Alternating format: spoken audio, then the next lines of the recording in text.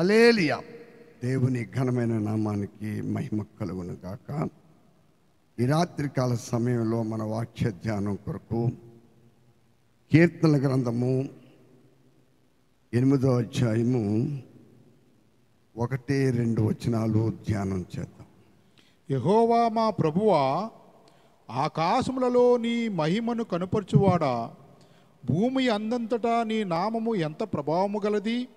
శత్రువులను పగ తీర్చుకుని వారిని మాన్పివేయుటకై నీ విరోధులను బట్టి బాలుర యొక్కయు చంటి పిల్లల యొక్కయు స్తుతుల మూలమున నీవు ఒక దుర్గమును స్థాపించి ఉన్నావు.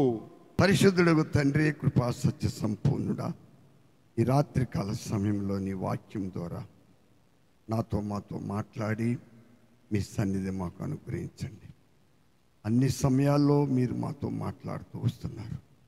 మీరు మాట్లాడుతున్నప్పుడల్లా మేమెంతో ధైర్యపరచబడుతున్నాం ప్రభువా. మేమెంతగానో పరిశుద్ధపరచబడుతున్నాం, మేమెంతగానో ధైర్యపరచబడుతున్నాం తండ్రి. ఈ రాత్రి కూడా మీ సన్నిధి మాకు తోడుగా ఉంచి ఇక్కడున్న మాతోనూ ఈ లైవ్ ద్వారా నీ వాక్కు నింటున్న ప్రతి బిడ్డతో మీరు మాట్లాడి మీరే మహిమ పొంది మీ సన్నిధి మాకు తోడుగా ఉంచమని, ప్రియ పరిశుద్ధాత్ముడా మా మధ్యకు మీరు వచ్చి మీరే మాకు బోధించి మీరు మహిమ పొంది మీరు గణపరచబడమని యేసు పరిశుద్ధ నామమును బట్టి వేడుకొనుచున్నాం పరమ తండ్రి, ఆమేన్. హల్లెలూయా. ఈ మొదటి వచనంలో చక్కని మాట ఉంది. యెహోవా మా ప్రభువా, ఆకాశములలో నీ మహిమను కనుపరచువాడా, భూమి యందంతటా నీ నామము ఎంత ప్రభావము గలదో.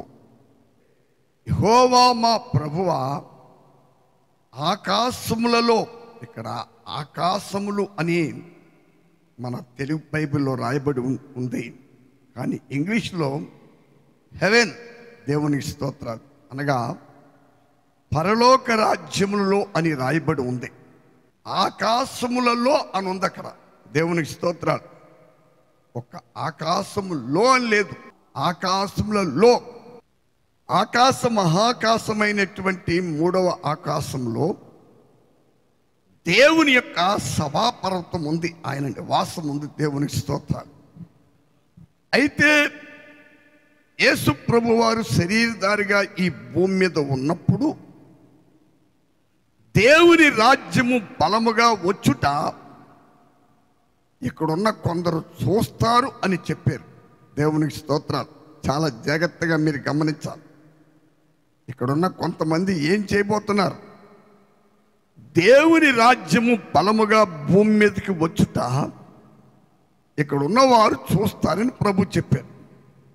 అదేంటంటే ప్రియులారా, ప్రభువైన యేసుక్రీస్తు వారు భూమి మీద సర్వలోక పాప పరిహారార్థమై ఒక బలి పశువుగా ఆయన బలైపోయి ఆయన యొక్క పుణ్య రక్తము ద్వారా మానవునికి పాప క్షమాపణ, రోగ స్వస్థత, శాంతి, సమాధానము, నెమ్మది, నీతి, పరిశుద్ధతను ప్రభువైన యేసుక్రీస్తు వారు శిలువ మరణ పునరుత్థానము ద్వారా ఈ లోకానికి ఆయన అనుగ్రహించి ఉన్నాడు.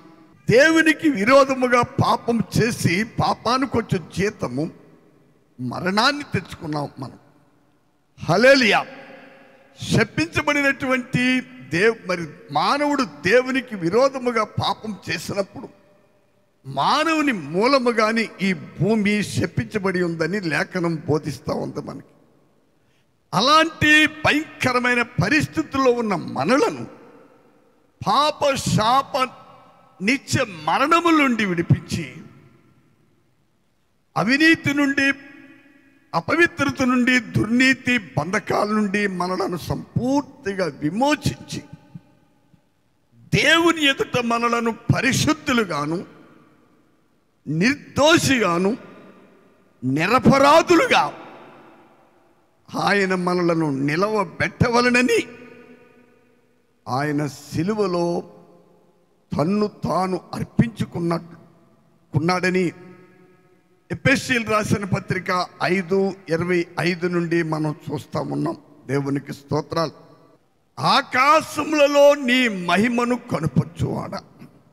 ప్రభువైన యేసుక్రీస్తు శిలువ మరణ బలియాగం ద్వారా ఆయన చనిపోయి సమాధి చేయబడి మరలా పునరుత్థానుడిగా తిరిగి లేచుట వలన హల్లెలూయా మానవునికి పాప క్షమాపణ, రోగ స్వస్థత, హల్లెలూయా హల్లెలూయా పాపం వల్ల జీతము అను మరణము నుండి సంపూర్తిగా విడుదల, దుర్నీతి బంధకాల నుంచి విడుదల, అపవిత్రులుగా ఉన్నవారు క్రీస్తు యేసు నామమును అంగీకరించుట ద్వారా, యేసుని ధరించుకున్నట ద్వారా పరిశుద్ధులుగాను అతి పరిశుద్ధులుగా తీర్చబడటం, పరిశుద్ధాత్మ అభిషేకం వలన మనం అతి పరిశుద్ధులుగా తీర్చబడతాము. ఇవన్నీ కూడా ప్రియులారా మన ప్రభువైన యేసుక్రీస్తు యొక్క శిలువ మరణ బలియాగము ద్వారా, ఆయన పునరుత్థానము ద్వారా ఇవన్నీ లోకమునకు ఇవ్వబడిన దేవుని యొక్క ఈవులు. హల్లెలూయా. అయితే ఇక్కడ ఒక మాట మీరు వినాలి. ప్రభువారు ఇక్కడ ఉన్న వారిలో కొందరు దేవుని రాజ్యము భూమి మీదకి బలముగా వచ్చుట చూచుదురు. హల్లెలూయా. అనగా మరి అపోస్తలులు ప్రభువైన యేసుక్రీస్తు వారు శిలువ మరణం తర్వాత ఆయన పరలోకానికి ఆరోహణమయ్యారు. మరి ప్రభువైన యేసునందు విశ్వాసం ఉంచి బాప్తిసం పొందిన తర్వాత పరిశుద్ధాత్మను దేవుడు ఆయన ప్రజలకు వాగ్దానం చేశారు. 12 మంది విశ్వాసులు అపోస్తలులు బాప్తిసం పొందారు. ఇంకా అక్కడ యేసు ప్రభుని కన్నా మరియ ఉంది, ఇంకా అనేక మంది ఉన్నారు. హల్లెలూయా. అయితే ప్రియులారా వీరందరూ మరి తండ్రి యొక్క వాగ్దానము కొరకు, అనగా పరిశుద్ధాత్మ అభిషేకము కొరకు వారు యెరూషలేములో మార్కు యొక్క మేడగదిలో 10 దినాలు కనిపెట్టారు. ఇశ్రాయేలు ప్రజలకి పస్కా పశు వధింపబడిన దినం మొదలుకొని పెంతుకోస్తు పండుగ దినము వరకు 50 రోజుల పండగ ఉందండి. దేవునికి స్తోత్రం. ఆ పండుగలో ఆఖరి దినము పెంతుకోస్తు దినమది. హల్లెలూయా. మీరు వినాలి. పరిశుద్ధాత్మ అభిషేకము పొంది సంపూర్ణంగా సమర్పించుకుని ఈ లోకమునకు వేరే రక్షణ పొందుతూ ప్రభువైన యేసు రాకడ కొరకు ఎదురు చూస్తూ, ఈ లోకమునకు మాకు ఏమీ సంబంధం లేదు, ఈ లోకములో మేము యాత్రికులుగా పరదేశికులుగా మేము జీవిస్తున్నాము అని విశ్వసించే విశ్వాసుల్ని, ఆత్మ పొంది భాషలు మాట్లాడే వారికి ఒక పేరుందండి భూమి మీద, పెంతుకోస్తు వారు అని ఉందా. వారెవరు? పెంతుకోస్తు వారు. నేను రక్షించబడిన కొత్తలో చాలామంది నా వెంటబడి నన్ను అడిగేవారు, మీరు ఎవరో ఏ శాఖ అని చెప్పేసి. నాకేం అర్థమయ్యేది కాదు. కానీ తర్వాత నాకు బాగా అర్థమైంది. ఏమిటంటే ఆత్మాభిషేకము పొంది పరిశుద్ధాత్మ ఎలాగ నడిపిస్తాడో అలాగ నడుస్తూ ఈ మూర్ఖపు తరానికి వేరై రక్షణ పొందుతూ పైన వాటి మీదే మనసు పెట్టుకుని పైన వాటిని వెతుకుతూ ప్రభువైన యేసుక్రీస్తు యొక్క రెండవ రాకడ కొరకు ఎదురు చూస్తున్న వారికి పెంతుకోస్తు వారని పేరు పెట్టబడింది. అది హల్లెలూయా. చాలా జాగ్రత్తగా మీరు గమనించండి. నేనేదో ఎక్కడో నేర్చుకుని వచ్చి మీకు చెబుతూ లేదు.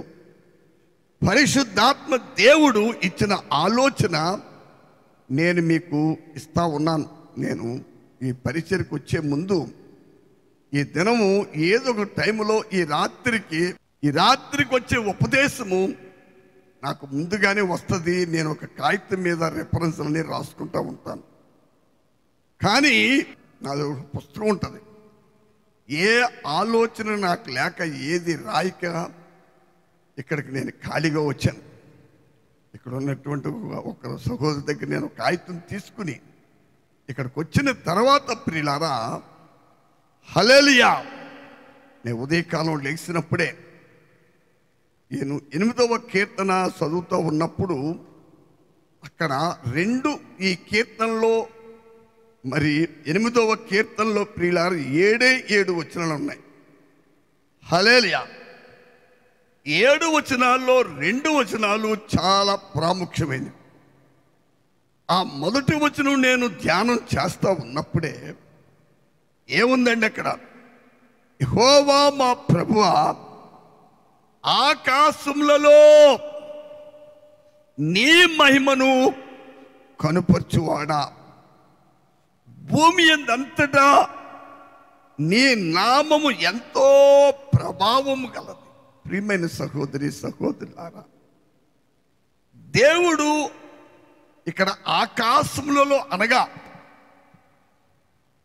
విమోచించబడినటువంటి పరిశుద్ధులు విశ్వాసులు ఆ గుంపు దేవుని ఆత్మాభిషేకము పొంది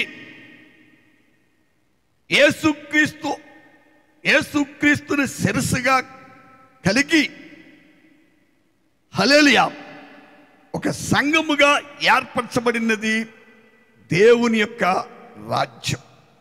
అనగా మేడగదిలోనికి పరిశుద్ధాత్ముడు ఆ ఇశ్రాయేలు ప్రజలకున్నటువంటి 50 దినాల పండగలో పెంతెకోస్తు దినమును ఆఖరి పండగ రోజున పరలోకము నుండి భూమి మీదకి ఆత్మ కుమ్మరింపు జరిగింది. దేవునికి స్తోత్రాలు. చాలామంది బాప్తిసం పొందినప్పుడే ఆత్మ పొందేశారు అని ఏదో చెప్తారు. నేను ఇప్పుడు ఆ విషయాల గురించి మీకు నేను చెప్పదలుచుకోలేదు, కానీ ఒకటి మాత్రం మీరు గమనించాలి. దేవుని స్తోత్రం. హల్లెలూయా. ఎందుకంటే మన అపోస్తుల కార్యాలు కొరింథీయుల పత్రికలు చదువుతూ ఉంటే అపోల్లో అనేవాడు మరి విద్వాంసుకుడు, అంటే వాక్యమును వివరించే విషయంలో అతనికి ఒక బిరుదుందండి. ఏంటది? విద్వాంసుకుడు. అంటే వాక్యములను బాగా చదివి పాత నిబంధన గ్రంథంలో లేఖనాలు చదివి వాటిని బాగా విశదీకరించేవాడు. అయితే నా ప్రియులారా, ఈ అపోల్లో అనేవాడు మరి పరిశుద్ధాత్మను పొందలేదు. వారు ఆకుల పిస్కుల అనే వ్యక్తులు ఇద్దరు పరిచయం అయినప్పుడు, మరి నువ్వు దేని బట్టి బాప్తిసం పొందేవంటే యోహాను ఇచ్చిన బాప్తిసం అని చెప్పాడు ఈయన. దేవునికి స్తోత్రాలు. కాబట్టి ఆ తర్వాత ఆయన నమ్మి కనిపెట్టి పరిశుద్ధాత్మను పొందాడు. మనకున్న అజ్ఞానమో సుజ్ఞానమో ఏదో దాంతో ఆధారం చేసుకుని ఉన్నదాన్ని, వాక్యము సత్యమని చెప్తున్న దాన్ని మనం పక్కన పెట్టి ఎవరు ముందుకు వెళ్ళొద్దని నా 2 చేతులు జోడించి మిమ్మల్ని చాలా వేడుకుంటున్నాను నా ప్రియులారా. ఎందుకంటే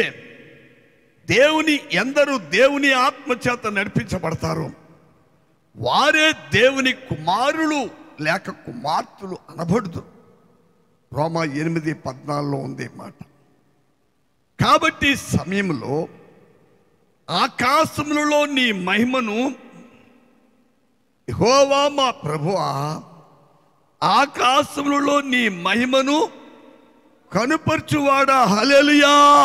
ప్రియమైన సహోదరి సహోదరులారా, ఆకాశములు అంటే అర్థమైంది కదండి. భూమి మీద ఉన్న పరలోకములో ఒక రాజ్యం ఉంది. 3వ ఆకాశంలో ఉత్తర దిక్కున దేవుని సభాభరతం ఉందని లేఖనం చెప్తుంది. హల్లెలూయా. భూమి మీద పెంతెకోస్తు దినమున పరిశుద్ధాత్మ దేవుడు దిగాడు. ఆ రోజున భూమి మీద దేవుని రాజ్యము ఒకటి ఏర్పరచబడింది. అదే సంఘం. హల్లెలూయా. ఆ సంఘములో ఉన్న దేవుని ప్రజల విషయంలో దేవుడు ఏం చేస్తున్నాడండి? ఆయన మహిమను, ఆయన ప్రభావమును, ఆయన గొప్పతనాన్ని, ఆయన శక్తివంతమైన కార్యాలు జరిగిస్తూ ఉన్నాడు. దేవునికి స్తోత్రాలు. చూడండి, నాకు ఒక కూతురు ఒక కుమారుడు ఉన్నాడని నేను చెప్తా ఉంటాను. మరి ఈ దినం ఈ సెప్టెంబరు 17వ తారీఖున మా అమ్మాయి పుట్టినరోజు.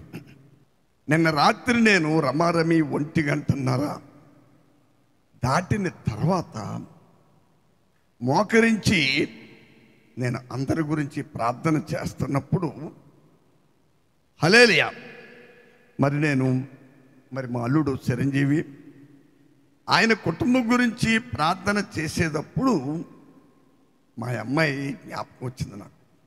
అంటే ఆమె చిన్ననాటి నుండి దేవునికి స్తోత్రాలు, మరి ఆ బిడ్డ గురించి ప్రార్థించండి. 35 ఏళ్ళు పూర్తయి 36వ సంవత్సరం వచ్చింది ఇప్పటికి ఈ రోజుకి. కానీ రాత్రి 1:02 దగ్గర అవుతుంది. మరి 17వ తారీఖు వచ్చేసింది. నేను ఆ బిడ్డ చిన్నప్పుడు, బాగా చిన్న వయసులో ఉన్నప్పుడు మెదడువాపు అనేటువంటి ఒక వ్యాధి 1-2 సంవత్సరాల వయసున్న పిల్లల్ని మరి భయంకరంగా చనిపోతూ ఉండేవారు. ఇలాగ అయిపోయి మెడ తలకి ఇలా అయిపోయేది, తలంతా వాసిపోయి విపరీతమైన జ్వరము, వాంతులు, విరచనాలు అవన్నీ ఆ అమ్మాయికి జరుగుతూ ఉన్నాయి. అప్పుడు మా దగ్గర సోదరుడు విక్టర్ సమాధానం గారని, మరి 2018వ సంవత్సరంలో నా భార్య చనిపోయినప్పుడు ఆయన మరి ఇక్కడికి వచ్చి ఆ రోజు చిన్న సాక్ష్యం కూడా చెప్పాడు ఆయన. దేవునికి స్తోత్రాలు. ఆయన కిల్లంపూడిలో మార్కెట్ యార్డ్లో సెక్రటరీ గారు పనిచేసేవారు. ఆయన ఆ సమయంలో ఎక్కువ మా ఇంట్లో ఉండేవాడు ఆయన. హల్లెలూయా. మరి ఆ బిడ్డ విషయంలో ఆయనకి నాకు చిన్న వాదన కూడా వచ్చింది. అయ్యా, ఈ బిడ్డ చనిపోయేలా ఉంది, వైద్యం చేస్తుంటేనే బతుకుతలేదు, వైద్యం లేకుండా ఎలా బతుకుద్దని ఆయన నేను తీసుకెళ్ళి ఆ అమ్మాయికి వైద్యం చేయిస్తానన్నప్పుడు, వద్దు బాబు, ప్రభు ఉన్నాడని చెప్పేసి నేను ఆయన వాదార్చాను. ఆ తర్వాత 3 సంవత్సరాల వయసులో ఆ ఊళ్ళో ఉన్న ఆలయంలో మేము ఉంటున్నప్పుడు ఆ చుట్టుపక్కల ఉన్నటువంటి పిల్లలతో, తన వయసు పిల్లలతో ఆడుకుంటూ ఉన్నప్పుడు, మరి ఆ ఈడియో థియేటర్ సెంటర్లో ఉంది ఆ లోపలికి ఆలయం. అక్కడ ఉన్నప్పుడు ప్రియులారా, రోడ్డు మీద ఆడుతూ ఉంటే ఒక గేదె వచ్చి ఆ పిల్లని కాలువలో పడేసి మీద నుంచి వెళ్ళిపోయింది. ముక్కులోంచి రక్తం, చెవులోంచి రక్తం, కాలు ఇరిగిపోయింది. ఒక పరిస్థితి కాదండి. ఆ రోజు మేము మరి మూలపేట, ఉప్పాడ, మూలపేట, రామన్నపాలెం, ఇంకా లోపలికి ఒంటిమావిడి అని చాలా ఊర్లు ఉన్నాయి. ఆ గ్రామాల్లో కరపత్రాలు పంచి సువార్త ప్రకటన చేయడానికి వెళ్తున్నాం మేము. ఆదివారం ఆ రోజు నాతో పాటు 13 ఉన్నారు. దేవునికి స్తోత్రాలు. మరి నా భార్య ఆ రోజు అందరికీ వంటలు చేస్తుంది. సాయంకాలం రాత్రికి తినేసి మేము వెళ్ళిపోవాలా మూలపేట. ఆ టైంలో కాలేరిగా బిడ్డ నోట్లోంచి, ముక్కులోంచి, చెవులోంచి భయంకరంగా రక్తం కారుతూ ఉంది. నేను ఆ బిడ్డకి ప్రార్థన చేసి వెళ్ళిపోయాను. కానీ నాకు చేతిలో మోటార్ సైకిల్ ఉంది కనుక సాయంకాలం అప్పుడు ఏదో టైంలో రాత్రులు వచ్చి చూసి వెళ్ళిపోతూ ఉండేవాడిని. ఎందుకు మీకు ఈ మాట చెప్తున్నానంటే, రాత్రి నేను ఆ బిడ్డ గురించి దేవుని సన్నిధిలో మోకరించి ప్రార్థిస్తున్నప్పుడు ఇవన్నీ నేను జ్ఞాపకం చేసుకున్నాను. దేవునికి స్తోత్రం. మరి దావీదు భక్తుడు చెప్తున్నాడు, నేను బాల్యము నుండి నడవలేక ప్రాగుతూ ఉన్న దినాల్లో నీవే నాకు ఆశ్రయముగా ఉన్నావు, నీవే నాకు దుర్గముగా ఉన్నావు.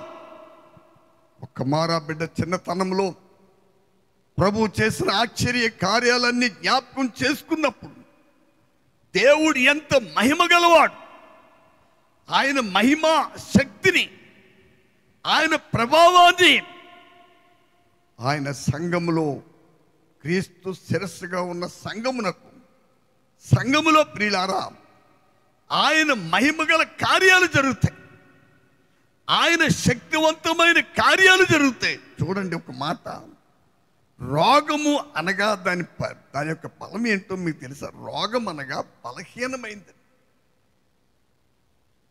మీరు వినాలి ఇక్కడ. ఈ రోగం అనే బలహీనమైన క్రిములు ఒక వ్యక్తిని తాకినప్పుడు లేక వ్యక్తిలోనికి వెళ్ళినప్పుడు అతని శరీరాన్ని ఏం చేద్దండి? బలహీనపరిచి సావునకు తీసుకుపోతూ ఉంటుంది. ఇక్కడ మీరు ఒక మర్మాన్ని గమనించాలి. దేవుని స్తోత్రం. ప్రతి బలహీనత వెనకాల ఒక అపవాది సైతాను శక్తి ఒకటి ఉంటుందండి. హల్లెలూయా. ఈ బలహీనమైనటువంటి రోగ శక్తి మానవుణ్ణి చంపడానికి సిద్ధమైనప్పుడు, హల్లెలూయా, బలమైనటువంటి మహాదేవుని మహాశక్తి, హల్లెలూయా, నన్నేటి నా బిడ్డలనేటి ప్రపంచంలో ప్రభువైన యేసు పరిశుద్ధ రక్తములో కడగబడి ఆయన ఆ వాక్యమును నమ్మి వాక్యమును నిలిచి వాక్యమునకు సంపూర్తిగా విధేయులై పరిశుద్ధాత్మాభిషేకము పొంది దేవుని చిత్తము కొరకు కనిపెట్టే దేవుని ప్రజల విషయంలో, హల్లెలూయా, తన శక్తిని, తన దేవుని మహాశక్తిని, హల్లెలూయా, హల్లెలూయా, ఆయన మహిమను కనుపరుస్తాడు. అంటే ఆయన శక్తి ద్వారా మహిమగల కార్యాలు దేవుడు జరిగిస్తాడు. ప్రియులారా, నేను మొన్నెప్పుడో మరి లక్షవారం మంగళవారం పోయిన వారం నాకు గుర్తులేదు, కానీ నయోమి మోయాబు దేశము నుండి బెత్లెహేము నుండి ఇశ్రాయేలు దేశంలో ఉన్న బెత్లెహేము నుండి మోయాబు దేశానికి వెళ్ళినప్పుడు సమృద్ధి గలదానిగా నేను వెళ్ళానని చెప్పింది. అక్కడికి వెళ్ళి, ఎందుకంటే దేవుని వాక్యం చెప్తుంది ఇశ్రాయేలు ప్రజలు ఆ దేశానికి వెళ్ళకూడదు. హల్లెలూయా, హల్లెలూయా. కానీ ఆ ఆజ్ఞను పక్కన పెట్టి నయోమి భర్త తన ఇద్దరు బిడ్డలు బయలుదేరి వెళ్ళారు. చిన్న కరువు వచ్చిందని బెత్లెహేంలో. బెత్లెహేం అనే మాటకు అర్థము రొట్టెల భవనం. రొట్టెలు సమృద్ధిగా ఉండే భవనం అని దాని పేరండి అసలైన అర్థం.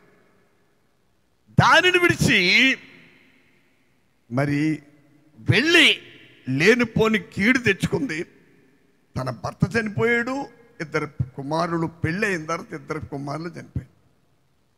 అందుకే ఆమె చెప్తుంది, నేను సమృద్ధి గలదానిగా వెళ్ళాను, నేను మరలా ఎలా వచ్చాను?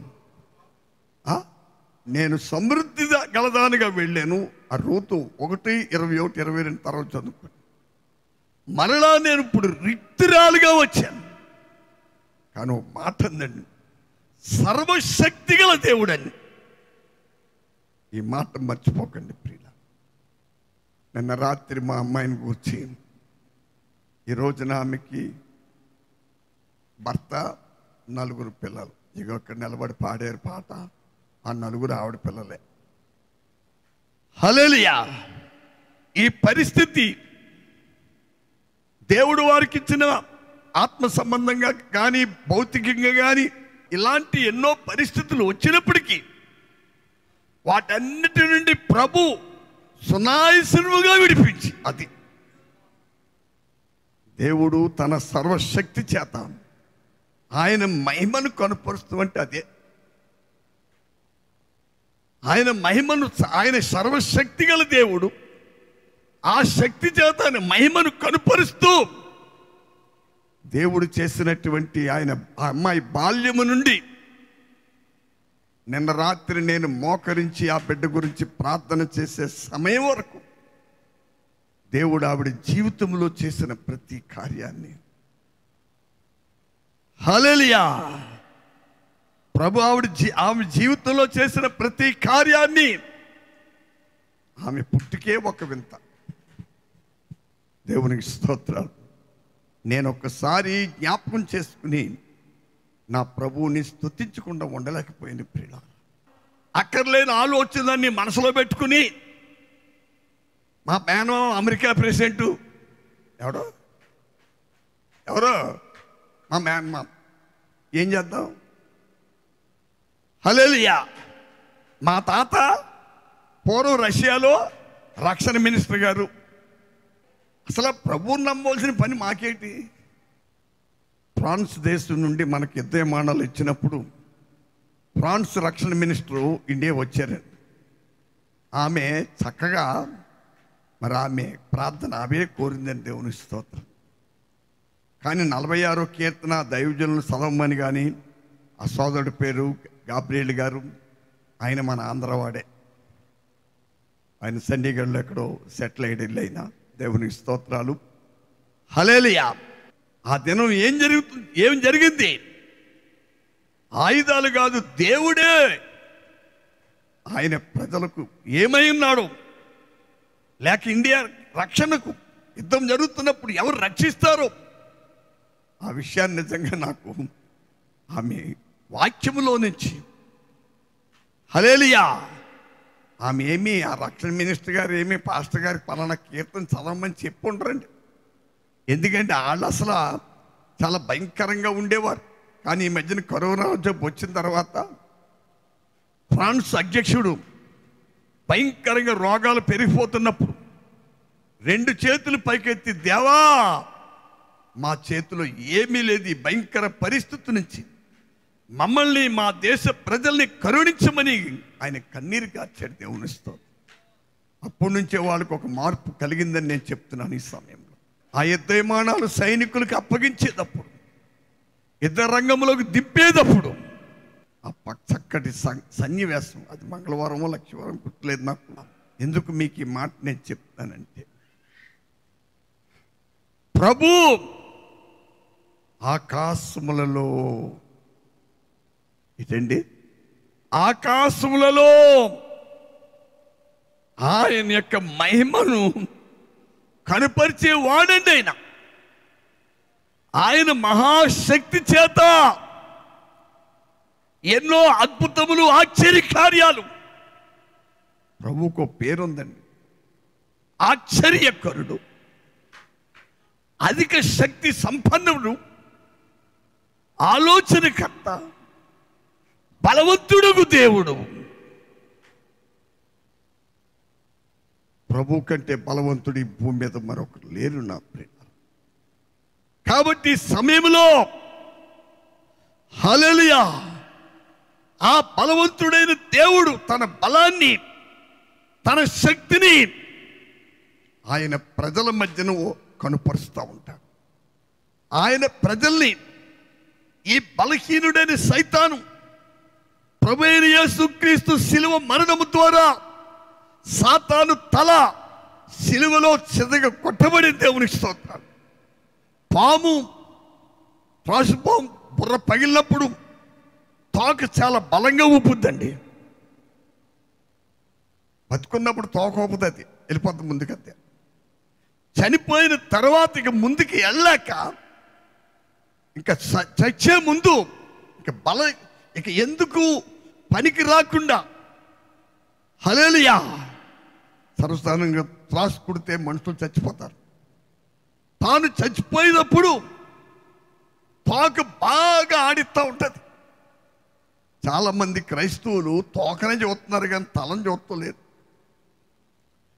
ఏ పాము కూడా తోక ద్వారా ఏ హాని చేయదు. ఎందుకంటే మనిషికి కుట్టినప్పుడు విషం ఎక్కేది పాము నోట్లో ఉన్నటువంటి పళ్ళు ద్వారా. ఆ పళ్ళు కలిగినటువంటి తల ఏం చేయబడింది? సిదగ త్రొక్కబడింది. దేవుని స్తోత్రం, హల్లెలూయా. ఎవరు సాతాను తలను సిదగ త్రొక్కారు? ప్రభువైన యేసు క్రీస్తు వారు. హల్లెలూయా. యేసు ప్రభు మాట చెప్పారండి, పిలాతు నాతో సత్యం చెప్పు, నేను నిన్ను విడిపిస్తానన్నాడు. ఆయన మాట చెప్పారండి, నేను సత్యమునకు సాక్ష్యం. నాకు మరణదండను విధించుట కానీ లేక మరణము నుండి తప్పించుడు కానీ, అయ్యా పిలాతు ఆయన గవర్నర్, రోమా గవర్నర్, ఆయన ఒక జడ్జి, నీ చేతుల్లో లేదు. పైనుండి నీకు అధికారం ఇవ్వబడితే నాకు ఒక మరణదండను విధించమని పరలోకమందున్న తండ్రి యొద్ద నుండి నీకు ఒక అధికారం ఇవ్వబడితేనే హల్లెలూయా నీవు నన్ను మరణదండన శిక్ష విధించగలుగుతావు. అంతే. నీకు అధికారం ఇవ్వబడకపోతే అది నీ వల్ల కాదని పిలాతుకి చెప్పాడు ప్రభు. హల్లెలూయా. ఆయన తన్ను తాను సిలువలో బలిగా అర్పణముగా ఆయన అర్పించుకున్నాడు. ఒక్కసారి ఎందుకు అలా అర్పించుకున్నాడో గలతీయులు రాసిన పత్రిక 1వ అధ్యాయము 4వ వచనం చూడండి. మన తండ్రి అయిన దేవుని చిత్త ప్రకారము క్రీస్తు మనలను ప్రస్తుతపు దుష్టకాలములో నుండి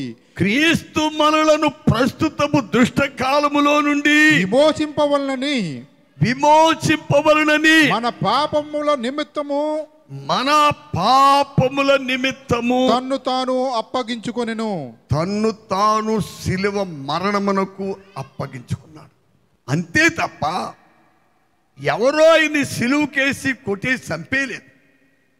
శాపం నుండి విమోచించి, శాపము నుండి విడిపించి ఆశీర్వాదానికి వారసులుగా చేయడానికి, కీడు నుండి విడిపించి మేలు ఇవ్వటానికి, ఎన్నో దీవెనలు మనకు అనుగ్రహించడానికి, ఎన్నో ఆశీర్వాదాలకు మనల్ని వారసులుగా చేయడానికి మన ప్రభువైన యేసుక్రీస్తుని మన రక్షకుడు శరీరధారిగా భూమి మీదకి వచ్చి కన్యక మరియ గర్భం ద్వారా శరీరం ధరించుకునే పరిశుద్ధాత్ముడు. హల్లెలూయా, హల్లెలూయా, హల్లెలూయా. ఆయన సిలువలో తన్ను తాను బలిగా అర్పణముగా అర్పించుకున్నాడు. నా ప్రియుల, ఆయన బలి అర్పణం సిలువలో సమాప్తమైనదని చెప్పినప్పుడు, తన ప్రాణమును పెడుతూ సమాప్తమైందని చెప్పి తన తల సిలువలో వాల్చినప్పుడు ప్రియులారా, సాతాను తల సెదగొట్టబడింది. చెప్పాలంటే ఈ రోజున పరిపూర్ణంగా దైవ చిత్తానికి సంపూర్తిగా లోబడి వాక్యములో నిలిచి అత్తమాలు డబ్బో డబ్బో డబ్బో డబ్బు, ఒకడు సర్వలోకమును సంపాదించుకొని తన ప్రాణమును పోగొట్టుకుంటే ఏమి లాభం చెప్పండి ప్రియుల? మీకు అర్థమైందండి? ఏమి లాభం అండి? మనందరికీ గ్రేట్ అలెగ్జాండర్ గురించి బాగా తెలుసు. హల్లెలూయా. ఆయన తండ్రి మరి ఒక స్త్రీని, ఆమె పేరు క్లియోపాట్రా ఏదంటారు, ప్రపంచంలోనే గొప్ప సౌందర్యవంతురాలు, ఆమెను వివాహం చేసుకుంది. మరి అలెగ్జాండర్కు ఒక తలంపు వచ్చిందండి. ఆమెకు కొడుకు పుడితే తర్వాత ఈ సామ్రాజ్యానికి అతడు వారసుడు అవుతాడు. కనుక ఏం చేయాలనుకున్నాడు? ప్రపంచం మీద దండయాత్ర చేసి కొన్ని రాజ్యాలు సంపాదించి, ఒకవేళ ఆమె కొడుకు పుడితే ఆ గ్రీక్ సామ్రాజ్యానికి అతడు వారసుడైతే మరి అతడు జయించి, యుద్ధములతో చేసి జయించిన రాజ్యాలకి అతడు అధిపతిగా ఉండాలని పాపమైన చాలా రాజ్యాలు జయిస్తూ వచ్చాడు. కానీ ఏం జరిగిందండి? 30 సంవత్సరాల వయసులో ఒక దోమ కుట్టి దానివల్ల వచ్చిన జ్వరాన్ని బట్టి ది గ్రేట్ అలెగ్జాండర్, ఆయన దగ్గర గుర్రం ఉండేదట, ఎవరికి లొంగేది కాదండి. అది ఆయన్ని చూస్తే మాత్రం ప్రియులార బుర్ర కిందకు వచ్చింది. అంతటి బలవంతుడు, అంతటి శక్తిమంతుడు. అలాంటి అలెగ్జాండర్ ఏం జరిగింది ప్రియులారా? మంచి యవన దశలో చనిపోయి, అందుకే ఆయన చనిపోయే ముందు తన సేవకులకి ఒక మాట చెప్పాడండి. ఆయన, నేను చనిపోయిన తర్వాత సమాధి పెట్టికి 2 చేతుల దగ్గర 2 కన్నాలు పెట్టి, రంధ్రాలు పెట్టి నా 2 చేతులు బిగిసిపోకుండా వాటికి ఏదైనా కట్టి ఆ 2 చేతులు బయటికి అందరికీ కనపడేలాగా మీరు పెట్టండి. పిల్లలు పుట్టేటప్పుడండి గుప్పులు బిగించి పుడతారు. పిల్లలు పుట్టేటప్పుడు ఏం చేస్తారండి? కావాలంటే మరి పురుడు పోసే నర్సులను అడగని చెప్తారు. హల్లెలూయా. పుట్టేటప్పుడు గుప్పులు బిగించి పుడతారు. ఏదో సంపాదించాలి, ఏదో సాధించాలి, ఏదో పట్టుకోవాలని పుడతారు. కానీ వెళ్ళిపోయేటప్పుడు ప్రియులారా అలాగే వెళ్ళరు.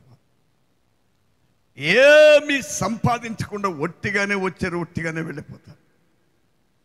ఎందుకు మీకు నేను ఈ మాట చెప్తున్నానంటే, దేవుని కృప పొంది ఆయన 2వ రాకడ కొరకు ఎదురు చూస్తూ, దేని కొరకండి? 2వ రాకడ కొరకు ఎదురు చూస్తూ ఆయన ఎదుట నమ్మకస్తులుగా, పరిశుద్ధులుగా, నీతిమంతులుగా హల్లెలూయా జీవిస్తూ ఆయనకి ఇష్టలుగా ఉండాలి అనేదే మన విషయంలో దేవుని సంపూర్ణ చిత్తము, ఆయన ముఖ్య ఉద్దేశము కూడా అదే. ఆయన చిత్తము, ఆయన ముఖ్య ఉద్దేశము మన ఎడల నెరవేర్చబడకుండా ఉండడానికి సైతాను కుయుక్తిపరుడండి. ఎన్ని రకరకాల ఆలోచనలు. 1 సెంటు భూమి లేనివాడికి దేవుడు ఒకవేళ పొరపాటును 100 ఎకరాల భూమి ఇచ్చాడు అనుకోండి, ఎంత చాలా జాగ్రత్తగానండి ప్రియులారా. హల్లెలూయా, హల్లెలూయా. నేను న్యూస్లో విన్నాను, హైదరాబాద్లో కొన్ని ప్రాంతాల్లో ఎకరం 100 కోట్లు పైన చేద్దాటండి కొన్ని ప్రాంతాల్లో, హైదరాబాద్. హల్లెలూయా. బాగా గమనించండి ప్రియులారా. 100 ఎకరాలు భూమి ఇచ్చినా 1 సెంటు భూమి లేనివాడికి ఇంకో 100 ఎకరాలు ఎలా సంపాదించాలని ఆలోచిస్తాడే తప్ప, అయ్యో నేను రక్షించబడ్డాను, నా ప్రభువైన యేసుక్రీస్తు వారు దొంగ వలె వస్తానని చెప్పారు, ఏ గడియలో వస్తారో ఏ టైంలో వస్తారో తెలియదు, ఒకవేళ ఎంత సంపాదించి ఎన్ని చేసినా ఈ భూమి మీద నేను కానీ నా పిల్లలు కానీ సుఖంగా జీవించడానికి వీలు లేని పరిస్థితులు కలుగుతున్నాయి. ఇవన్నీ ఇదిగో నీ రక్షకుడు పంచాకాశానికి వస్తున్నాడు, మెలకుగా ఉండమని నీకు ఒక హెచ్చరిక ఇస్తున్నాను. వాటి మీద దృష్టి లేకుండా హల్లెలూయా ఉన్న 100 ఎకరాలతో తృప్తి చెందకుండా ఇంకొక 100 ఎకరాలు సంపాదించలేకపోతున్నానే అని ఒక చింత, సంపాదించడానికి ఏం చేయాలని ఇంకో చింత. ఒకటేంటండి బాబు, ఈ లోక నటన. అర్థమైందండి? ఇదేంటిది? ఒక నటన జీవితం, ఒక నటనండి. అపోస్తలుడైన పౌలు గారు కొరింథీయులకు రాసిన పత్రికలో చక్కగా చెప్పాడు, ఈ లోక నటన గతించిపోవచ్చున్నది. ఈ లోక నటనండి నా ప్రియులారా. అందరూ చాలా జాగ్రత్తగా మీరు గమనించండి. దేవుడైన మహిమ ప్రభావంతో అయిన మహాశక్తితో ఆయన ప్రజల మధ్యన ఆకాశములలో నీ మహిమను కనపరచువాడా, అనగా దేవుని సంఘములలో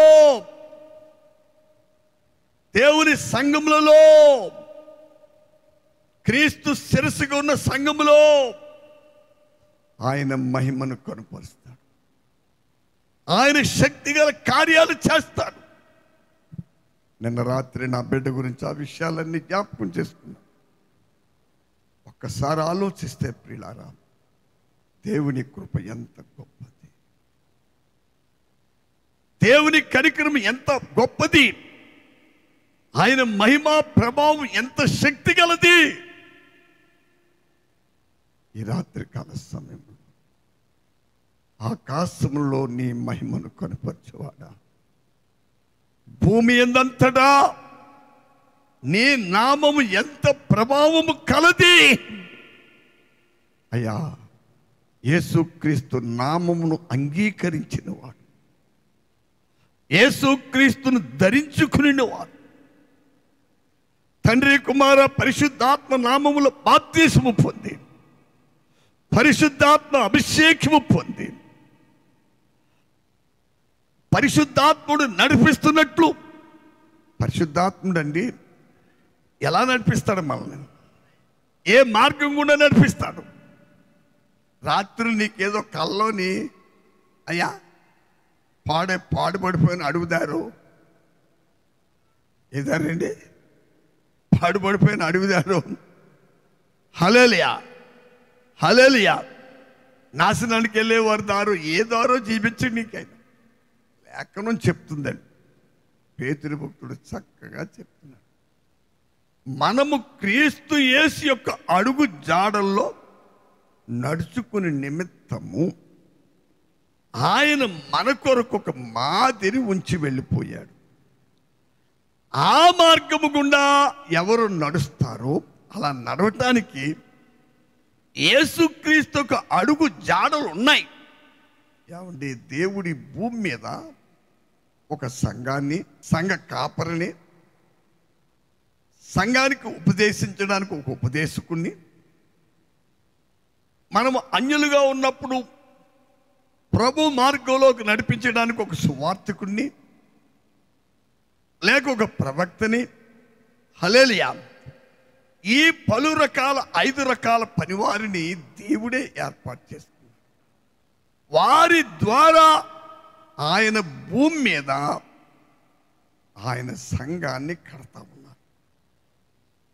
మనము ఆ సంఘములో ఒక్కొక్కరము శరీరములో ఒక్కొక్క అవయవం ఎలాగైతే ఉన్నదో, శరీరం అంతా ఒకటే కాదండి. కళ్ళు ఉన్నాయి, చెవులు ఉన్నాయి, ముక్కులు ఉన్నాయి, నోరు ఉన్నాయి, చేతులు ఉన్నాయి, అరిచేది ఉంది, దానికి ఏళ్ళు ఉన్నాయి. హల్లెలూయా. అలాగే నా ప్రియులారా, క్రీస్తు అను శరీరం అనే సంఘములో మనలో ప్రతి ఒక్కరము ఒక్కొక్క అవయవంగా ఉన్నాం. కాబట్టి ఈ సమయంలో ఈ అవయవములు ఏం చేయబడాలంటే క్రీస్తు సంఘము క్షేమాభివృద్ధి చెందాలని వాక్యం బోధిస్తుంది. ఏం చెందాలండి? క్రీస్తు విమోచించిన సంఘము క్షేమాభివృద్ధి చెందాలి. ఏ విషయంలో మనం క్షేమాభివృద్ధి చెందాలి? ఒకసారి ఎఫెసీయులకు రాసిన పత్రిక 4వ అధ్యాయము 11 చదవండి. మనమందరము విశ్వాస విషయములోను దేవుని కుమారుని గూర్చిన జ్ఞాన విషయములోను ఏకాత్మము పొంది సంపూర్ణ పురుషుల మగు వరకు, అనగా క్రీస్తునకు కలిగిన సంపూర్ణతకు సమానమైన సంపూర్ణత కలవార మగు వరకు ఆయన ఇలాగు నియమించెను. పరిశుద్ధులు సంపూర్ణ మగునట్లు క్రీస్తు శరీరము క్షేమాభివృద్ధి చెందుటకును పరిచర్య ధర్మము జరుగుటకును ఆయన కొందరిని అపోస్తులుగాను, కొందరిని ప్రవక్తలుగాను, కొందరిని సువార్తికులుగాను, కొందరిని కాపరులుగాను, ఉపదేశకులుగాను నియమించెను. మనం అందరము విశ్వాస విషయములోను దేవుని కుమారుని గూర్చిన జ్ఞాన విషయములోను ఏకత్వము పొంది సంపూర్ణ పురుషుల మగు వరకు, అనగా క్రీస్తుకు కలిగిన సంపూర్ణమైన పురుషత్వము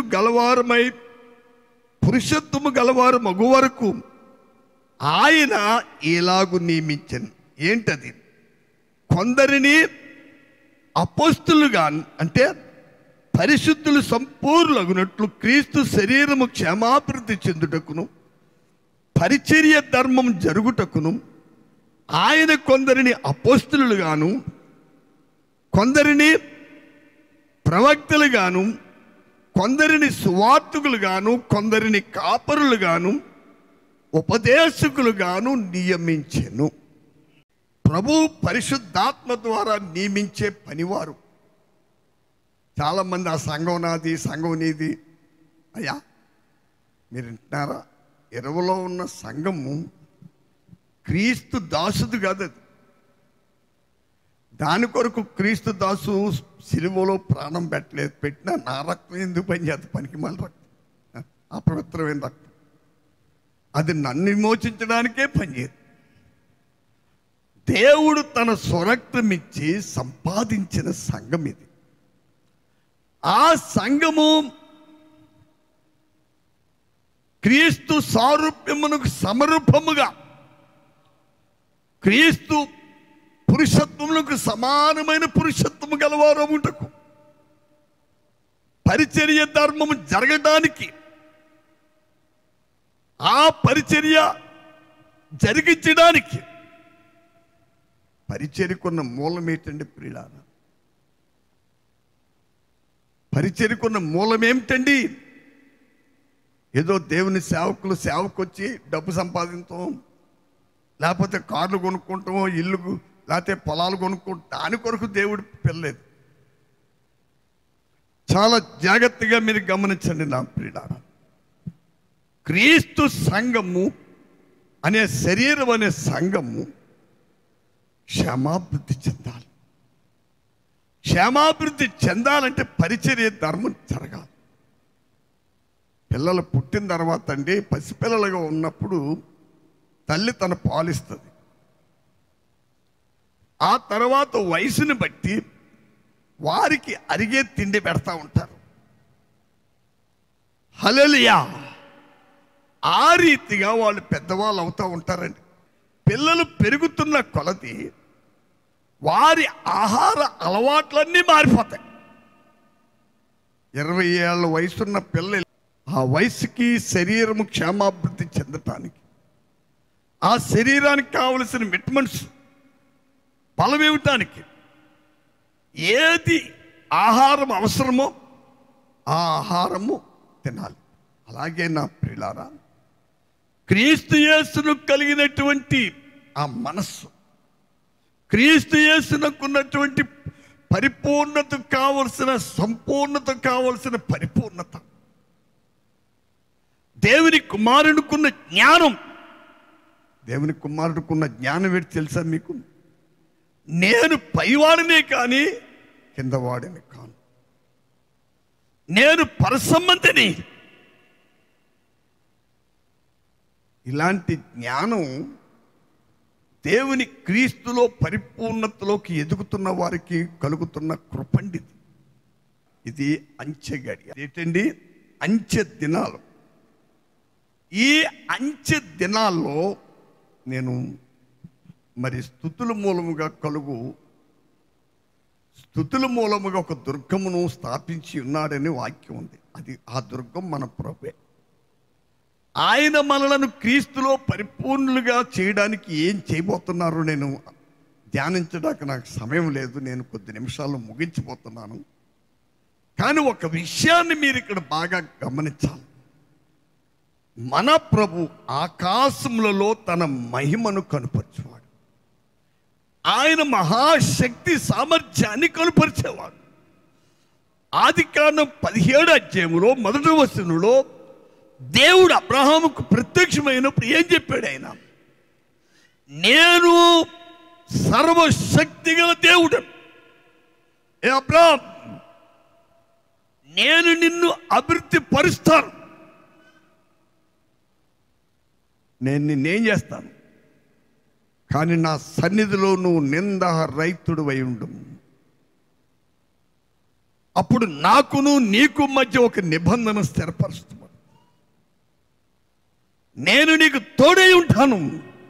ఏమంటే అబ్రహాముకు దేవుడు తోడైన విషయము అన్యులైన ఆ దేశపు అన్యులకు తెలిసిందండి. అబీమెలెకు అనేటువంటి రాజుకి అబ్రహాముకి దేవుడు ఎలా తోడై ఉన్నాడో జీవము గల దేవుణ్ణి ఎరగని ఒక అన్యుడికి అర్థమైంది నా ప్రియులారా. ఎందుకంటే దేవుడు ఒక వ్యక్తికి తోడై ఉంటే అతడు ఎలా ఆత్మీయంగా వర్తిల్తాడో, అతడు భూ సంబంధమైన వాటిని విడిచి పర సంబంధమైన వాటి మీదే మనసు పెట్టుకుని ప్రభు రెండో రాకడ కొరకు ఎలా ఎదురు చూస్తాడో, భూమి మీద ఎంత పరిశుద్ధముగా దైవ చిత్తానుసారముగా ఎలా నడుచుకుంటాడో, ఆయన శరీరము భూమి మీద ఉన్నప్పటికీ దేవుని సంపూర్ణ చిత్తము నెరవేరుస్తూ అందరినీ సన్మానిస్తూ గౌరవిస్తూ, ఏదో మత కలహాలకు పోరండి వీళ్ళు. క్రీస్తు మార్గంలో నడిచేవారు మత కలహాలకు వెళ్ళరండి. మతానికి వారికి ఏమీ సంబంధం లేదు. వారు క్రీస్తు మార్గంలో క్రీస్తు అడుగు జాడలు ఉన్నాయి. ఆ అడుగు జాడల గుర్తుని బట్టి వారు సాగిపోతూ ఉంటారు. ఆ అడుగు జాడల గుండా నడిపించడానికే ఈ పరిచర్య.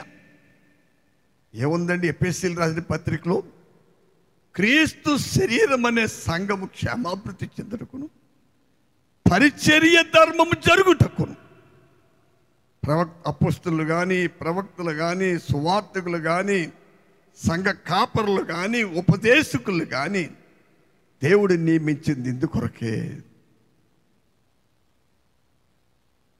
దీని కొరకే నా ప్రియులారా. కాబట్టి రాత్రికాల సమయంలో దేవుడు ఆకాశములలో తన మహిమను కనుపరిచే ప్రభు అయిన మన ప్రభు ఎవరండి? ఆకాశములలో తన మహిమను కనుపరిచేవాడు. ఆకాశములు అనగా ఏంటో మీకు అర్థమై ఉంటుందండి. దేవుని సంఘం, పరిశుద్ధాత్మ అభిషేకము పొందిన గుంపు. ఆ సంఘమునకు శిరస్సు ప్రభు. ప్రభు ఎవరికి శిరస్సుగా ఉన్నారో వారి జీవితంలో రోమా 8:14 ఖచ్చితంగా నెరవేర్చబడదు. ఏముంది 14 ఎందరు దేవుని ఆత్మ చేత నడిపించబడుదురో వారు మాత్రమే దేవుని కుమారులు లేక కుమార్తెలు అనబడతారు. ప్రియులారా, మనల్ని నడిపించడానికి మహాదేవుని కృప చేత దేవుడు తన ఆత్మ అభిషేకం ఇచ్చాడు. భూమి మీద పరిశుద్ధాత్మ భూమి మీద నివాసం చేస్తున్నారు. పరిశుద్ధులు ఆయన నివసిస్తున్నారు. హల్లెలూయా. ఎవరిలో పరిశుద్ధాత్మ ఉన్నదో వారు కొలసీలు రాసిన పత్రిక 3వ అధ్యాయంలో ఉన్నట్లుగా వారు పైవాటి మీదే మనసు పెట్టుకుంటారు, కానీ భూ సంబంధమైన వాటి మీద మనసు పెట్టుకోరు. వారు ప్రార్థించేటప్పుడే ప్రభువా, వారి ప్రార్థనలో ఉన్నప్పుడే శరీరాశ, నేత్రాశ, జీవపడము, ధనాపేక్ష, సకల దుర్నీతి, అపవిత్రత నజరేయుడైన యేసు నామములో నాకు దూరముగా ఉండుగా కని వారు శాసిస్తారు. అంతే తప్ప వాటిని ఆశించేవారు కాదు. వాటిని త్యజించేవారై ఉన్నారు, వాటిని ఎదిరించేవారై ఉన్నారు. అలాంటి వారు భూమి మీద ఎన్ని సంవత్సరాలు జీవించినాం, 100 సంవత్సరాలు దాటి జీవించినాం. వారిని వారి పిల్లల్ని కూడా దేవుడు అద్భుతంగా నడిపిస్తాడు. ఎన్నో ఆశ్చర్య కార్యాలు జరిగిస్తాడండి. ఎందువల్ల? దేవుడు ఆకాశములలో ఆయన మహిమను కనపరిచే దేవుడు, ఆయన మహిమ గల కార్యాలు జరిగించే ప్రభు, ఆయన ఎన్నో అద్భుతాలు చేసే దేవుడు. అలాంటి గొప్ప దేవుడు మనకు ఏమవుతాడు? క్రీస్తు ద్వారా ఆయన మనకు తండ్రి. యేసు ప్రభు మనందరికీ అన్న. మనల్ని నడిపించే పరిశుద్ధాత్ముడు ఉన్నాడు. దేవుని స్తోత్రం. ఆయనే క్రీస్తు సారూప్యమునకు సమరూపముగా మారుస్తూ ఉన్నాడు. 2 కొరింథీ 3:18 మనం చూస్తున్నట్టు ప్రభువుకు ఆత్మ చేత మనము ఆ పోలికగానే మార్చబడుతున్నామన్నందువల్ల. ప్రియులారా, ప్రభు రాకడ ఆలస్యమైతే శనివారం నాడు ఉన్న విషయాలు ధ్యానం చేద్దాం, ప్రార్థన చేయండి. కానీ ఒక విషయాన్ని మాత్రం మర్చిపోవద్దు. దేవుడు ఆయన సంఘములో, ఆకాశములు అనగా దేవుని సంఘం, పరలోకములో 3వ ఆకాశములో పరలోక రాజ్యం ఉంది. భూమి మీద పరిశుద్ధాత్మ ద్వారా దేవుడు ఆయన రాజ్యం అనే సంఘాన్ని స్థాపించాడు. దానికి అధిపతి, శిరస్సు మన ప్రభువైన యేసుక్రీస్తు. ఆయనే ప్రధాన కాపరి, ఆయనే ప్రధాన యాజకుడు, మన కొరకు విజ్ఞాపన చేయవాడు. హల్లెలూయా, హల్లెలూయా. ఆయనే మంచి ఉపదేశకుడు, ఆయనే ఒక గొప్ప ప్రవక్త, భవిష్యత్తు జ్ఞానాన్ని తెలియచేసే గొప్ప ప్రవక్త. ఆయన్ని కలుగున్న ప్రజలు ధన్యులు ధన్యులు. ఆ ధన్యకరమైనటువంటి స్థితి కొరకు మనలను మనం ప్రభువుకి అర్పించుకుందామండి. దేవుడు మనకిచ్చిన ప్రతి ఈవుని బట్టి ప్రభువుని స్తుతించాలి ప్రియులారా. ప్రభు చిన్నతనం నుండి ఈ వయసు వరకు చేసిన అద్భుత కార్యాలు తలపోస్తూ దాన్ని బట్టి దేవుణ్ణి కనపరుస్తూ ప్రభువుని స్తుతిస్తూ ప్రభువుని మహిమపరుస్తామండి. దేవుని స్తోత్రాలు. ఈరోజే మన ప్రధానమంత్రి గారు కూడా పుట్టినరోజు. ఇవాళ న్యూస్లో విన్నాను నేను. దేవుని స్తోత్రాలు. కానీ ఎందుకు మీకు ఈ మాట చెప్తున్నానంటే, దేవుడు మన ఎడల చేస్తున్న ప్రతి అద్భుతమైన కార్యం, మనకిస్తున్న ప్రతి బహుమానం, ప్రతి ఆశ్చర్యకరమైన కార్యాలు ఎన్నో భయంకరమైన మరణకరమైన పరిస్థితుల నుంచి విడిపిస్తూ మనల్ని మన బిడ్డల్ని క్షేమంగా కాపాడుతూ ఈ కరోనాని బలహీనత, ఈ రోగము ఎందరినో భయపెడుతుంది. అలాంటి భయం కలిగించే రోగమును మీద ప్రభు మనకు జయమిచ్చి భయపడే వారిని మనం ధైర్యపరిస్తే, ఇదిగో మనకు ఒక రక్షకుడు ఉన్నాడు, ఆయన వైపు తిరగండి, ఇలాంటి బలహీనమైన ప్రతి పరిస్థితి నుండి విడిపించి మనల్ని స్వస్థపరిచి బలపరచగల శక్తిమంతుడని ఆయన్ని కనపరచాలి. మనం భూమి మీద ఉన్నంత వరకు ప్రభువుని కనపరచాలి. మనల్ని మనం కనపరుచుకుంటాం కాదని. మనుషులకున్న పెద్ద తప్పిదం ఏంటంటే తమ్మును తాము హెచ్చించుకుంటారు. వద్దు ప్రియులారా, మాకు కాదే యెహోవా, మాకు కాదు, నీ కృపా మహిమను బట్టి నీ నామమునకే మహిమ కలుగును, నీ నామమునకే మహిమ కలుగును. ఈ విషయం ఎవరు మర్చిపోవద్దని ప్రభునందు నేను మిమ్మల్ని వేడుకుంటున్నాను. ప్రార్థన చేద్దాం. ఇంతవరకు ప్రభు మనల్ని కనికరించి ప్రేమించి మనకిచ్చినటువంటి ప్రతి ఆలోచన బట్టి మన ఆత్మ ప్రాణ శరీరాల దేవునికి అర్పించి స్తుతులు స్తోత్రాలు చెల్లిద్దాం. చిరంజీవి వచ్చి ప్రార్థన చేస్తారు. అందరూ దేవునికి స్తోత్రాలు చెల్లిద్దాం. హల్లెలూయా, హల్లెలూయా, హల్లెలూయా. ఆశ్చర్యకరుడా, ఆలోచనకర్త, బలవంతుడగు తండ్రి, నీకే స్తుతులు స్తుతులు స్తుతులు. హల్లెలూయా, హల్లెలూయా, హల్లెలూయా, హల్లెలూయా. అందరం దేవునికి స్తోత్రాలు చెల్లిద్దాం. Praise the Lord, praise the Lord, praise the Lord. Hallelujah, hallelujah, hallelujah. కరుణా సంపన్నుడైన తండ్రి, కనికరము గల మా ప్రభువా, బలమైన మా దేవా, నీకు స్తుతులు స్తుతులు స్తుతులు. సర్వోన్నతుడా, నీకే వందనాలు స్తోత్రాలు. హల్లెలూయా, అందరం దేవునికి స్తోత్రం చెల్లిద్దాం. ప్రభు ఇచ్చిన అమూల్యమైన ఆలోచన బట్టి, ఆయన అద్భుతమైన కార్యాలు బట్టి ప్రభు మన ఎడల మన బిడ్డల ఎడల జరిగిస్తున్నాం ఎన్నో ఆశ్చర్యములు, అద్భుత కార్యాలు బట్టి ఘనత మహిమ ప్రభావం దేవునికే చెల్లిద్దాం. ప్రార్థన అందరూ దేవునికి స్తుతులు చెల్లిద్దాం. హల్లెలూయా, హల్లెలూయా, హల్లెలూయా, హల్లెలూయా. స్తోత్రం స్తోత్రం స్తోత్రం. మహోన్నతుడా, మహిమగల తండ్రి, సర్వశక్తిమంతుడా, సర్వోన్నతుడా, నీకు వందనాలు, స్తోత్రాలు స్తోత్రాలు ప్రభా. ఇదిగో గతించిన దినములన్నీ నీ కృపలో మమ్మల్ని భద్రపరిచి ప్రభా, ఈ రాత్రి కాల సమయంలో ప్రభా, నీ యొక్క సన్నిధిలో ఉండే గొప్ప ధన్యతను ప్రభా మీరు మాకు అనుగ్రహించిన రీతిని బట్టి నీకు వందనాలు స్తోత్రాలు అయ్యా. నిత్యము మీరు మమ్మల్ని ప్రేమించి, మమ్మల్ని కనికరించి ప్రభా, మమ్మల్ని పోషించి ప్రభా, అయ్యా మీరు మమ్మల్ని నాయన నడిపిస్తున్న రీతిని బట్టి నీకు వందనాలు స్తోత్రాలు స్తోత్రాలు.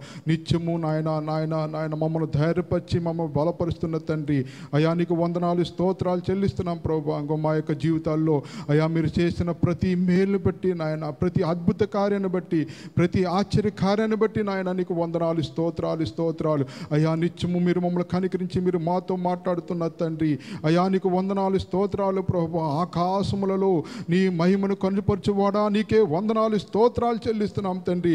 అవును ప్రభా, నీ యొక్క సంఘాన్ని నాయన నాయన అయ్యా, నీ యొక్క సంఘములో నాయన నీ యొక్క సంఘాన్ని మీరు మాకు అనుగ్రహించి ప్రభా దేవా, అయ్యా మీరే మాకు శిరస్సుగా ఉండి ప్రభా, అయ్యా మీరు మమ్మల్ని నడిపిస్తున్న రీతిని బట్టి నీకు వందనాలు స్తోత్రాలు. మా యొక్క జీవితాల్లో మీరు అనుగ్రహించిన ప్రతి గొప్ప జయ జీవితాన్ని బట్టి నీకు వందనాలు స్తోత్రాలు చెల్లిస్తున్నాం తండ్రి. అయ్యా నాయన మీరు ఎంతగానో కనికరిస్తున్న రీతిని బట్టి నీకు వందనాలు స్తోత్రాలు ప్రభా. ఇదిగో పైనున్న వాటిని ప్రభా మీ మనసు ఉంచి నడుచుకోవాలని ప్రభా, అయ్యా మీరు మమ్మల్ని హెచ్చరించిన రీతిని బట్టి నీకు వందనాలు స్తోత్రాలు చెల్లిస్తున్నాం ప్రభా. ఇదిగో నాయన అయ్యా రెండవ రాకడ కొరకు మేము ఎదురు చూచుచు ప్రభా నాయన, అయ్యా నాయన ఎల్లప్పుడూ మెలకువగా ఉండి ప్రభా, అయ్యా మీ నాయన మీరు అనుగ్రహించిన రక్షణను నాయన వినయ భయభక్తులతో అయ్యా మేము కాపాడుకునే భాగ్యము నాయన మీరు మాకు అనుగ్రహించండి తండ్రి. నీకు వందనాలు స్తోత్రాలు. ఇదిగో నాయన మీ దాసుని మీరు బలపరిచిన రీతిని బట్టి నీకు వందనాలు స్తోత్రాలు. అయ్యా మీరు మహిమ పొందిన రీతిని బట్టి నీకు వందనాలు స్తోత్రాలు చెల్లిస్తున్నాం తండ్రి.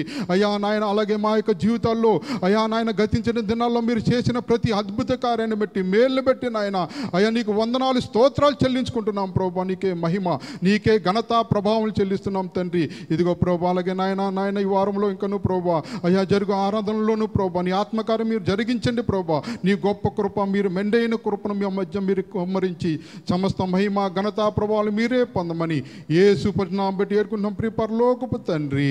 ఆమేన్. ఇప్పుడు మన తండ్రి దేవుని ప్రేమయు రక్షకుడునే యేసుక్రీస్తు కృపయు పరిశుద్ధాత్మిక అన్యోన్య సహవాసం ఇప్పుడు ఎల్లప్పుడు కూడిన మనతో భూలోకమందు ప్రభువును ప్రేమించి ఆయన రాకడకి ఎదురు చూస్తున్న సమస్త పరిశుద్ధులతో ఆయన కృప కనిక సమాధానం సదాకాలం ప్రభు రాకడ పర్యంతం సదాకాలం తోడే కాపాడి సంరక్షించునుగాక.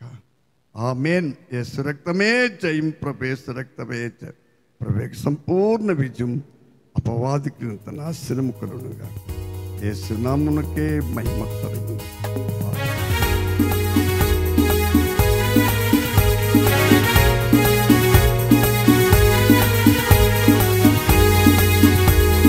జయము జయము జయము ఎల్లవేళల జయము, జయము జయము జయము ఎల్లవేళల జయము.